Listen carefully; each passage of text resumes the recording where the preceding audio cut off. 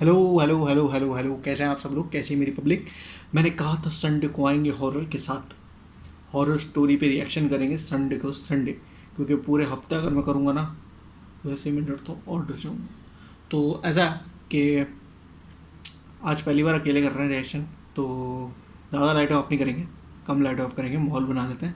और light of कर तो फिर बताते हैं कौन सा ट्रैक कर रहे हैं, ठीक है? चलो जल्दी से लाइट ऑफ। हेलो जी, कैसे हो? देखो भाई, मैंने लाइटें कर दी हैं ऑफ ताकि माहौल बने, ठीक है? वैसे तो जब मैंने लास्ट टाइम अपनी बहन के साथ रिएक्शन दिया था हॉरर पे, तो कुछ ऐसा माहौल था। अस्सलाम वालेकुम एवरीवन, कैसे हैं आप सब लोग? Welcome back to horror show, blank mind people horror show. देख रहे हो हम यहाँ क्या हरकत कर रहे हैं? सब वाकई में मैं डर गया। अब ऐसा माहौल मैं कर नहीं सकता, क्योंकि मैं भी डरता हूँ, समझ रहे हो? तो 10 मिनट का एक ट्रैक है, ठीक है? 10 मिनट की एक स्टोरी है, उसको सुनेंगे।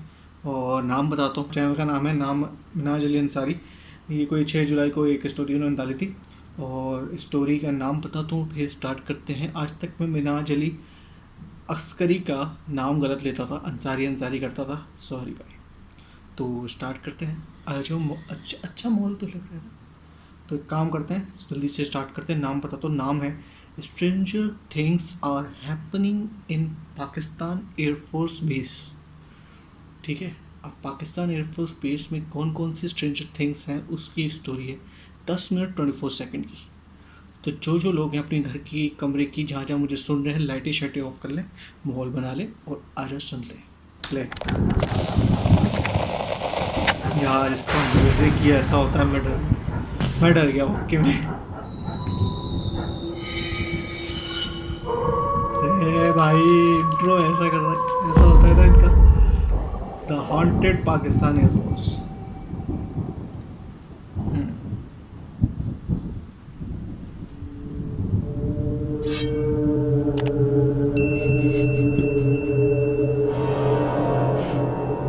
अच्छा वो कोई लाइट नहीं बंद करी। अस्सलाम वालेकुम मिनाज भाई एंड ऑल व्यूअर्स। मेरा नाम हमज़ा है और मैं ये स्टोरी इस्लामाबाद से बना रहा हूँ। आज की इस हॉरर स्टोरी में मैं आपसे अपने एक बचपन के वाक़े को शेयर कर रहा हूँ। ये वाक़या 2 फेज़ में होगा। जो पहला फ़ेज़ होगा वाक़े का, वो मेरे साथ तो नहीं, मेरे जो मोहल्ले में या जो मेरे जो कैंप में रहते थे उनके साथ पेश आया। और जो इस वाक़े का दूसरा फ़ेज़ है वो मेरे और मेरे बेस्ट फ्रेंड्स के साथ पेश आया। तो स्टोरी इस तरह है कि इस्लामाबाद से 70-80 किलोमीटर दूर पाकिस्तान एरोनॉटिकल कॉम्प्लेक्स पाकिस्तान की सबसे बड़ी एयरफोर्स की बेस है, जहाँ पे JF-17 बनता है। और एटलीस्ट वहाँ पे 20-30 थाउजेंड लोग एम्प्लॉयज़ हैं। तो मेरे फादर भी वहाँ पे एम्प्लॉय थे और उन्होंने वहाँ 30 ईयर सर्विस की। अब वो जो फैक्ट्री है वो 5 फेजेस में डिवाइड है, ARF, MRF एक्सेट्रा। तो जो मेरे वालिद साहब जो थे वो ARF फैक्ट्री में उन्होंने 30 ईयर सर्विस की है। तो जो बंदा वहाँ पे सर्विस करता है, जो वहाँ नौकरी करता है, उसको गवर्नमेंट की तरफ से हाउस अलॉट किया जाता है। तो चूँकि मेरे वालिद साहब ने ARF पे नौकरी की, तो उनको ARF का जो रेजिडेंशियल एरिया है, हर फैक्ट्री का अपना रेजिडेंशियल एरिया होता है। तो मेरे वालिद साहब को ARF के रेजिडेंशियल एरिया में हाउस अलॉट हुआ, तो हम लोग वहाँ पे शिफ्ट हो गए। अब जो ARF का रेजिडेंशियल एरिया है वो कामरा के सबसे कोने में है, और वो उस रेजिडेंशियल एरिया के अंदर एक बहुत बड़ी पहाड़ी और एक घना जंगल भी आता है उसके एक राइट साइड वाले एरिया में। सही। अच्छा, अब जो ARF फैक्ट्री है उसके अंदर भी एटलीस्ट 1200 घर हैं, और वो घर उन्होंने 7 कैंप्स में डिवाइड किए हुए हैं, और हर कैंप का अपना पार्क है। अब ये मैंने आपको सारा बता दिया इसकी माहौल डायनेमिक्स। बना दिया लौंडे ने।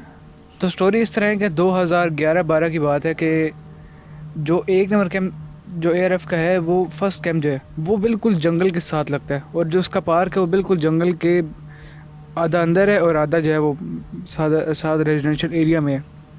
तो वो जो उसको हम कहते हैं धोबी पार्क, और हमने बचपन से सुना है कि उस पार्क में जिन्नात का साया या वो पार्क बड़ा भारी किस्म का है। तो जो अब वाक़या जिनके साथ पेश आया, उनका जो घर था वो धोबी पार्क के साथ जो स्ट्रीट थी उनका बिल्कुल उसके साथ घर था उन अंकल का जिनके साथ ये वाक़या पेश आया। और वो अंकल जो थे वो मेरे वाले साहब के दोस्त भी थे। तो वो अपने घर में अक्सर उनको डर भी लगता था, क्योंकि एक तो वहाँ बात भी मशहूर थी कि धोबी पार्क में जिन्नात हैं, तो वो ज़रा वहम के मरीज़ थे और उनको जो है ना दिल का भी ज़रा मसला था और उनको घुटन होती थी। 2012 का रमज़ान था कि वो घर से निकले कस सुलगाने रात के 2 बजे। कसुल्गा ने क्या तो बताया यार। अब वो घर से निकले। एपिक और एक और नरेशन। बात आपको बताता चलूँ कि उन्हीं दिनों हमारे यहाँ कैंप्स में ओल्ड जो बल्ब्स होते हैं उनको स्ट्रीट बल्ब्स को हटा के एलईडी लाइट्स लगाई जा रही थी पूरी स्ट्रीट्स में। तो और हर पार्क में वो एलईडी लाइट्स बड़ी बड़ी लगाई जा रही थी। तो इसी तरह वो घर से निकले तो उन्होंने देखा जी कि जो धोबी पार्क है वहाँ पे लाइट, जो वहाँ की मैनेजमेंट है वो एक बहुत बड़ा पोल लगा रही है जिसके साथ बड़ी बड़ी लाइट्स हैं और पूरे पार्क में बच्चे खेल रहे हैं। तो वो जो है बड़ा खुश हुए कि चलो ये भी अच्छी बात है कि चलो रमज़ान में वैसे भी ज़्यादातर काम जो मैनेजमेंट का होता है वो इफ्तारी के बाद ही होता है। वो बड़ा खुश हुए कि चलो इधर भी रौनक होगी, इधर हम सारी फैमिलीज आके वाक़िया करेंगी और जो जिन्नात वाला ख़दशा थोड़ा कम होगा। तो वो बड़ा खुश हुए।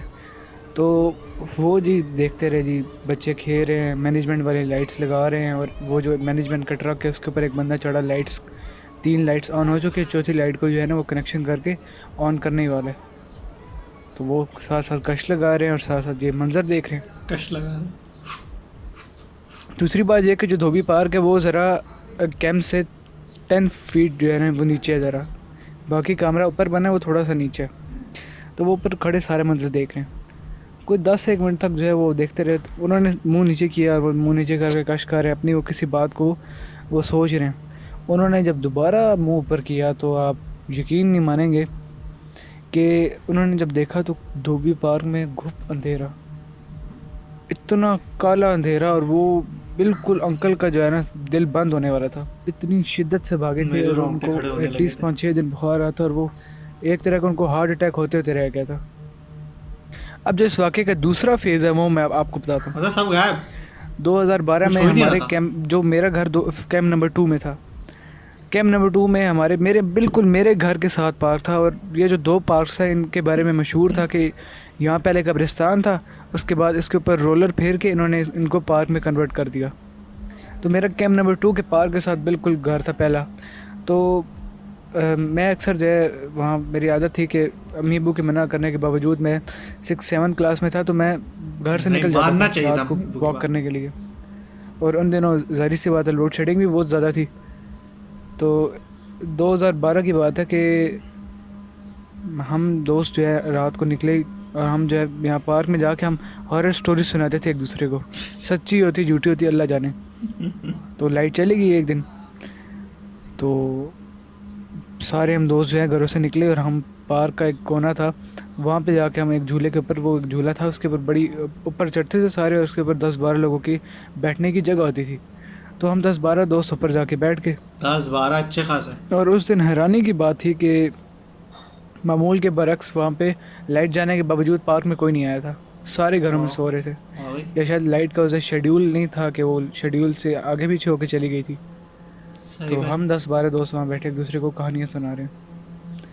अब बिलीव नहीं करेंगे कि जो हमारे सामने यहाँ से जो 20 फीट हमसे जो एक झूला दूर था वहाँ पे एक औरत बैठी हुई थी, बड़े बड़े बाल, सफ़ेद रंग के उसने कपड़े पहने हुए थे। और हम दोस्त जो है ना पहले हमने कहा चलो इसके ऊपर गौर नहीं करते हैं। लेकिन जब वो औरत बैठी रही और ऐसे ऐसे झूले हमारे जो पार्क में थे वो जब आगे पीछे होते थे ना जो पिंग्स होती हैं तो उनसे क्रीक साउंड आती थी, ची ची की साउंड। तो उस दिन वो इतना तेज़ झूला ले रही थी और वो इतनी ऊंची ऊंची क्रीक की आवाज़ आ रही थी कि हमारी जो अटेंशन थी ना वो उस तरफ डाइवर्स होगी। हम सब ने कहा कि भाई अब हमें जो है ना ज़रा इसके ऊपर गौर करना पड़ेगा। हम सब दोस्त जो है ना अच्छा, पता नहीं सबको हमने लग रहा क्या है। शरारत थी कि हम उस औरत के पास चले गए। क्यों? आप बिलीव नहीं करेंगे कि जब उस औरत ने ऊपर उठ के देखा ना, उसकी आंखों में आंखें जब हमने डाली तो हम दोस्त भागे। उसकी आंखों में पता नहीं क्या था कि हमारा जो है ना एकदम से सबका दिमाग फिर गया था, हमें नहीं समझ आई। एकदम से जो वो चक्कर टाइप नहीं आते, हम सब का वो हाल हो गया था। हम सब पार्क के एक कोने में जाके खड़े हुए और हमने देखा कि वो औरत आहिस्ता आहिस्ता भाग के, और वहाँ सरू के पौधे होते हैं जो बड़े घने और सीधे से होते हैं, वो औरत एक सरू के पीछे गई और उसके बाद वो औरत निकली नहीं वहाँ से। हम पार्क के जो मुझे डर नीचे एक लग रहा है। रोड गुजरता है, जो मेन रोड गुजरता है, हम वहाँ से गए, वहाँ से सरू अब नज़र आते सीधा थे उसकी बैक साइड। हम सारे वहाँ उसके बैक साइड गए तो ना घर औरत नहीं का जा कोई रहे, नामो निशान। होशियार। उसके बाद मेरे 2-3 दोस्त थे, उनको 2-3 दिन जो है ना बुखार रहा और वो उनकी बहुत बुरी हालत थी। और आपको धोबी पार्क का एक और वाक़या सुनाऊँ कि एक और अंकल थे, उनके साथ ये वाक़या पेश आया कि वो रात के ईद से कुछ दिनों पहले जो है वो इधर गए इधर, क्योंकि धोबी पार्क का जो है ना उसको वो इस नाम से मशहूर है कि उसके अंदर धोबी का घर है। तो रात को अपने लिए अपना ईद का सूट देने गए इसे इस्त्री करवाने के लिए। तो आप यकीन करें वो जब तरावियों के बाद जब सारे घरों को आ कर जाते हैं, रहे हैं, वो यकीन रात कर के रहे हैं। 12 बजे तक जो है ना उन दिनों धोबी का जो है वो खुला रहता है गेट। उसको सूट दिया, वापस आने लगे तो एक बहुत बड़ी स्लाइड है इस पार्क में। उधर एक इतनी बड़ी औरत बैठी है और आप यकीन नहीं करेंगे कि उसके जो बाल थे ना वो आधे पार्क में फैले हुए थे। वो अंकल बाइक पे थे और वो यकीन माने वो बिल्कुल एक तरह से जो है ना वो गिर गए थे ज़मीन पे। बड़ी उन्होंने हिम्मत जमा की और वो वहाँ से निकली। वो अंकल हमें मंज़र कुछ यूँ बताते हैं कि मैं वहाँ से धोबी के घर से निकला और मैंने बाहर देखा वो स्लाइड पे औरत बैठी हुई थी और उसके बाल जो थे वो आधे पार्क में बिखरे हुए थे और उसके बालों के एक साइड पे कंघा लगा हुआ था। अब हमें भी उस टाइम ये बात बड़ी झूठी लगी, लेकिन इसका जो गवाह था वो धोबी खुद था। उसने अपने सेन से खड़े होकर मंजर देखा था और उसने दरवाजे बंद कर लिए थे। वो अंकल गए और धोबी पार्क से जाके बाहर जाके जो है ना वो बेहोश हो गए। और आप यकीन नहीं करेंगे कि उन अंकल की 1.5 महीने बाद डेथ हो गई थी। तो ये यकीन था तो एक करेंगे, वाक़या, डेथ मैंने होगी। सोचा आपसे वाक़या शेयर करूं। आई होप आपको ये पसंद आया होगा। फ़ी अमान अल्लाह। ओके, खत्म भाई। तो भाई ऐसा, अरे वाह, देखो कैसा लग रहा है, अच्छा लग रहा है आप। तो पहले तो स्टोरी काफ़ी मज़े की थी। ये स्टोरी जो इनकी थी ना, ये 8 मिनट में ही एंड हो जाती। ये इनको शिश्के चढ़े कि अंकल की तीसरी वो धोबी घाट वाली स्टोरी लेके आने को। मुझे क्यों डर लग रहा है। तो कैसा ऐसा है, स्टोरी मज़े की थी, नरेशन बड़ी अच्छी थी। जो बीच बीच में बोल रहे थे ना, यकीन नहीं करेंगे, यकीन नहीं, वो मर गए, यकीन नहीं करेंगे, आपको यकीन नहीं होगी, उसके बाल ऐसे फैले हुए थे, आपको यकीन नहीं होगी वो ऐसे। तो काफ़ी अच्छा लग रहा था और नरेशन काफ़ी अच्छी थी, मज़े की थी, माइंड ब्लोइंग थी। और यार लिटरली जब जब ये वीडियो स्टार्ट हुई तो मैं डर गया था, क्योंकि भाई ये जो हमारे मिनाज अली अस्करी का स्टार्टिंग म्यूज़िक होता है ना, ये हिला, मेरा अभी तक डर लग रहा है मुझे। और ऊपर से क्या कहते हैं, ये बीच में जो स्टोरी के साथ साथ जो वो बताते जा रहे हो, बीच में साउंड दे जा रहे हैं ना, चाहे वो झूले का हो, पत्तों का हो, तो वो काफ़ी माहौल बना देता है। तो काफ़ी अच्छी वीडियो नरेट करी थी, बेहतरीन। हमज़ा भाई ये जो वॉइस थी जिनकी, काफ़ी अच्छी थी, मज़ा आया मुझे, तो डर लगा, मज़ा आया। और आपको कैसा लगा ये बताना मुझे, ये था मेरा इस पर रिएक्शन। ठीक है, और जल्दी से मैं एंड करता हूँ, मुझे लाइटें ऑन करनी है भाई।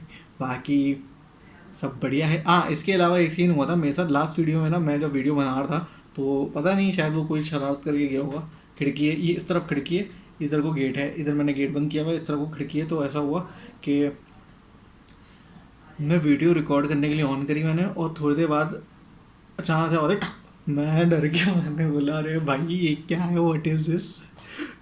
तो उसको मेरे फिर वीडियो चल रही थी, मैंने उठ के ये गेट खोला, लाइट तो खैर खुली हुई थी, ये गेट खोला मैंने जाके, खिड़की आहिस्ता आहिस्ता खुली, मैंने देखो बाहर कोई है तो नहीं, जहाँ का कोई था नहीं। अब ये इतनी ज़ोर से टक करके कौन गया था पता नहीं मुझे, लेकिन बहरहाल मैं डर गया था। अगर वो क्लिप होगी मेरे पास तो मैं ज़रूर शेयर कर दूँगा, इसी में लगा दूँगा। अगर होगी तो अभी आ जाए, आ गई होगी, वरना खैर गया है। और 1 मिलियन से ऊपर लाइक्स है, तो पसंद ही क्या होगा। तो ये ऐसा है कि नीरू मोंचक के मिडनाइट को देखते हैं। और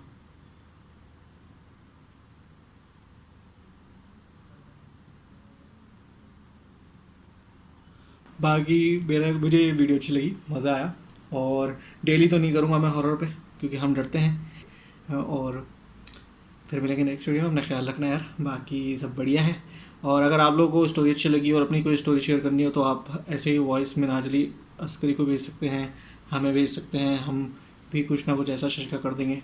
वरना आप बस हमें लिंक वगैरह भेजो मुझे, ताकि मैं नेक्स्ट वीक संडे को जो भी वीडियो लाऊं, वो क्या पता सब्सक्राइबर रिक्वेस्ट हो, आपकी सजेस्ट की भी हो, तो बस ये था मेरा रिएक्शन। आप लोग को अच्छा लगा तो बताना, स्टोरी अच्छी लगी हो तो अस्करी भाई के वीडियो को और चैनल को सब्सक्राइब करना।